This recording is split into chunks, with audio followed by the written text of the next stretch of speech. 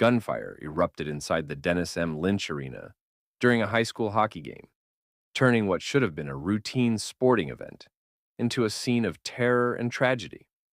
Officials now say 3 people died in the shooting, including the suspected shooter, and 3 others were critically wounded.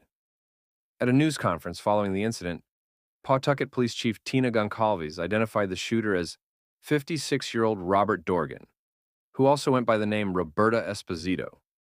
Police described Dorgan as the individual who opened fire inside the arena. Authorities say Dorgan died at the scene from an apparent self-inflicted gunshot wound after the attack. Investigators believe this was a targeted, domestic-related incident. He shot my family. He has mental health issues. Any idea why he would have done this? He's sick. Not a random act of violence.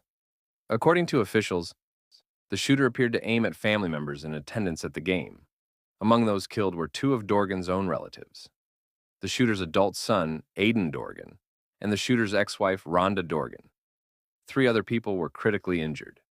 They include the former in-laws of the shooter and a family friend, all of whom were rushed to nearby hospitals for emergency treatment.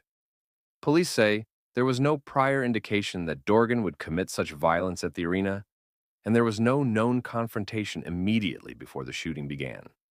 An unnamed Good Samaritan at the Rink is credited by law enforcement with helping bring the attack to an end before even more lives were lost. Officials say the bystander intervened during the chaos, which may have helped stop further violence, and spectators told of a frightening scene: players diving for cover, families fleeing their seats, and people directing others toward exits as shots echoed through the arena. No students playing in the game were reported injured, according to police updates. In the wake of the shooting, authorities emphasize the investigation is ongoing. Detectives are reviewing surveillance footage, interviewing dozens of witnesses, and coordinating with federal partners to better understand the events leading up to the attack. Local leaders, including the governor and Pawtucket's mayor, have expressed deep sorrow. They called for unity. Keeps unfolding and the details are shocking and really tragic. There was just chaos inside of this ice rink out in Rhode Island during a high school hockey game after one of the hockey parents in the crowd pulled out a gun and opened fire, shooting members of his own family.